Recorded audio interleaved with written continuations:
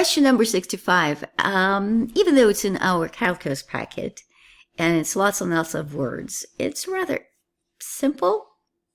What we need to realize here is that we have teeny tiny organisms.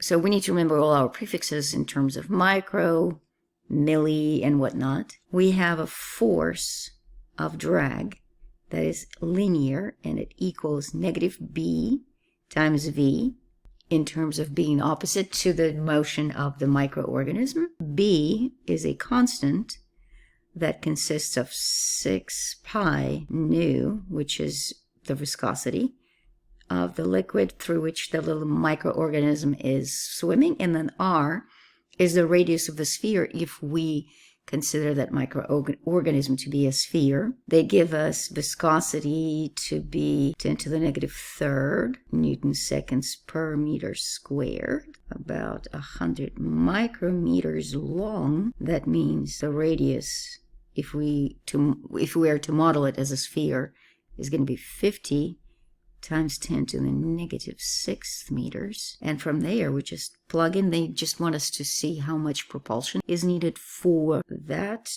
to V being 1 10 to the negative third meters per second. And then we'll plug it all in. And the force for magnitude, I forget about the minus. It's the magnitude. So it's 6 pi 10 to the negative third for viscosity, 5 times 10 to the negative 6th, and 10 to the negative third for velocity.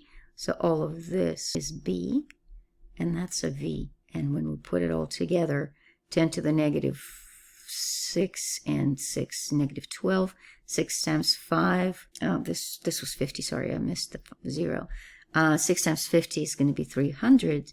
So it's going to be 300 pi times 10 to the negative 12. And if you get that into your calculator, it's about 9.4 times 10 to the negative 10th newtons. For another microorganism that is 2 micrometers in diameter, radius is just 1 micrometer, so 10 to the negative 6th meters. The velocity is given to be 30 micrometers per second, so 10 to the negative 6th meters per second. Plugging it in 6 pi 10 to the negative third, that's viscosity. Now radius 10 to the negative 6th, speed 30 times 10 to the negative 6, and that gets us to 5.7, I would say, and that would be 10 to the negative 13 newtons. So here we remember that acceleration is net force per mass. Mass is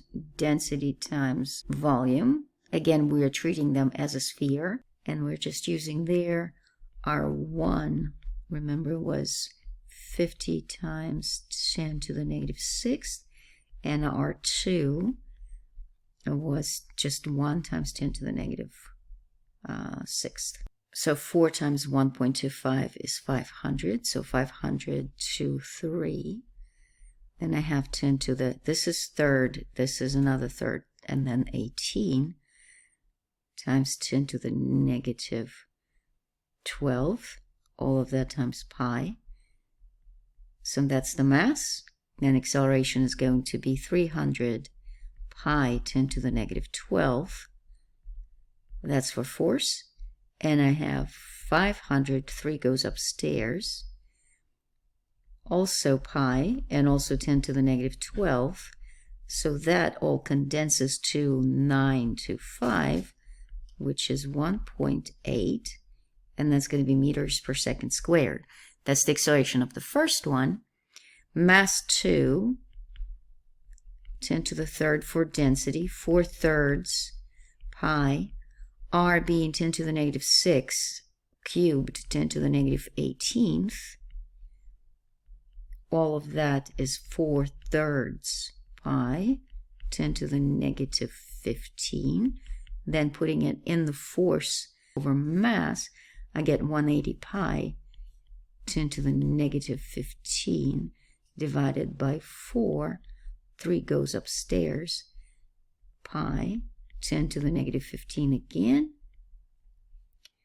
So that's just 0.75 times 180, 1.35, 135